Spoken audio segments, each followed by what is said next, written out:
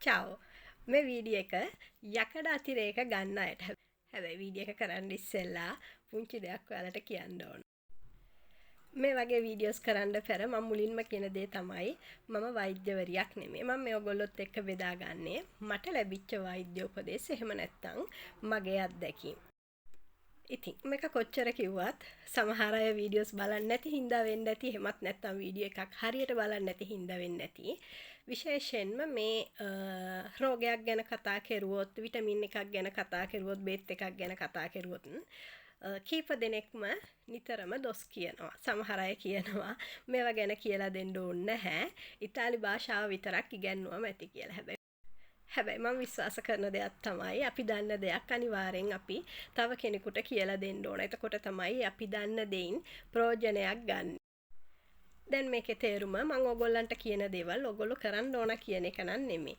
මේකේ තේරුම මම මොකක් හරි කිව්වහම ඒ ගැන හොයලා බලන්න. මේ වීඩියෝ එකේ අවසානයේදී මම ඔයගොල්ලන්ට පුංචි වීඩියෝ ක්ලිප් එකක් ඇඩ් කරලා තියෙනවා. මම හිතන්නේ මේ මගේ වීඩියෝ එක බලලා ඒ ගැන හොයලා බලපු කෙනෙක් ලියපු දෙයක් ගැන. දැන් කතා කරමු යකඩ අතිරේක ගැන. හොඳට මතක තියාගන්න යකඩ අතිරේක කවදාවත් හිතුමනාපෙට ගන්න හොඳ අතිරේකයක් නෙමෙයි. අනිවාර්යෙන්ම ලේ චෙක් කරලා වෛද්‍ය උපදෙස් මත පමණයි යකඩ අතිරේක අපි භාවිතා කරන්න ඕනේ. ඒකට හේතුව තමයි ශරීරයේ යකඩ ප්‍රමාණය වැඩි වුණාම විවිධ අවයවයන් වලට හානි සිදු කරනවා. විශේෂයෙන්ම අක්මාවට සහ හෘද වස්තුවට. ඔයා යකඩ අතිරේක භාවිතා කරන කෙනෙක් නම් ඒ යකඩ අතිරේක ඔයාගේ ශරීරයට හරියට අවශෝෂණය වෙන්න ඕන නම් මෙන්න මේ දේවල් ටික කරන්න ඕන. හැබැයි මේක යකඩ අතිරේක විදිහට ගද්දි විතරක් නෙමේ. ඒ කිව්වේ ටැබ්ලට් ගන්නකොට සිරප් එක ගන්නකොට විතරක් නෙමේ මේ දේවල් ඔයගොල්ලෝ කරන්න ඕනේ. යකඩ අඩංගු කෑම කනකොටත් මේ දේවල් කළ යුතුයි. එහෙම නැත්නම් අපේ ශරීරයට යකඩ අවශෝෂණය වෙන එක ගොඩාක් පොඩි. යකඩ අවශෝෂණය වීමට අත්‍යවශ්‍යම අවශ්‍ය දේ තමයි විටමින් C. ඒ කිව්වේ ඔයගොල්ලෝ යකඩ අතිරේකය ගත්තට පස්සේ එහෙමත් නැත්නම් යකඩ අඩංගු කෑමක් ගන්න අවස්ථාවක අනිවාර්යෙන්ම විටමින් C ඔයගොල්ලන්ගේ ආමාශයට යන්න ඕන. දැන් මේකේ තේරුම යකඩ පෙත්ත ගත්තට පස්සේ විටමින් C පෙත්තක් ගන්න ඕන කියන එක නෙමෙයි.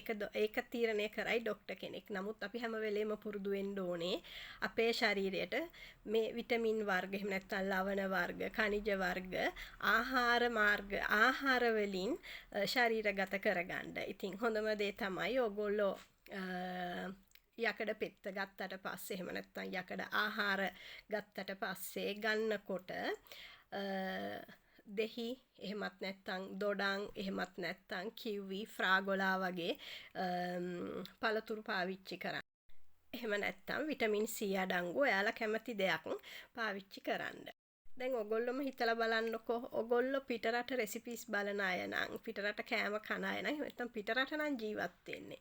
ඔයාලා හිතන්නේ ඇයි මේ ගොල්ලෝ මස් කනකොට දෙහියුෂ මස් එකට දාන්නේ. එහෙමත් නැත්නම් අපිත් කොච්චර දෙහියුෂ දානවද කෑම වලට.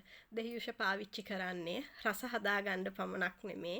ඒ කෑම වල තියෙන දේවල් අපේ ශරීරයට අවශෝෂණය කරන්න උදව් කිරීමක් යකඩ අතිරේක ගන්නකොට සහ යකඩ අඩංගු කෑම කනකොට කරන්න හොඳම නැති දේ තමයි ඒවා ගත්තට පස්සේ කෝපි තේ පාවිච්චි කරන එක. ඒක හොඳම නැහැ. ඊට අමතරව තව හොඳ නැහැ කිරි. එහෙමත් නැත්නම් කිරි වලින් හදපු කෑම. මේ දේවල් ඔයගොල්ලෝ පාවිච්චි කරුවොත් කරන්නේ අර ලබා ගන්න තිබිච්ච යකඩ ටික අපතේ අරින එක පමණයි. වීඩියෝ එක බැලුවට බොහොම ස්තුතියි. තව කෙනෙකුට ප්‍රයෝජනවත් වෙයි කියලා හිතනවා නම් වීඩියෝ එක ෂෙයා කරන්න අමතක කරන්න එපා. ඊට අමතරව මේ තොරතුරු ගැන ඔයගොල්ලොත් හොයලා බලන්න. දැන් තව තප්පර 30ක් විතර මට දීලා වීඩියෝ එක අවසන් වෙනකන් බලන්න. එතකොට ඔයගොල්ලන්ටම දකින්න ලැබෙයි මොකක්ද වෛද්‍යවරයෙක් විටමින් D ගැන කියලා තියෙන්නේ කියලා. චාව්.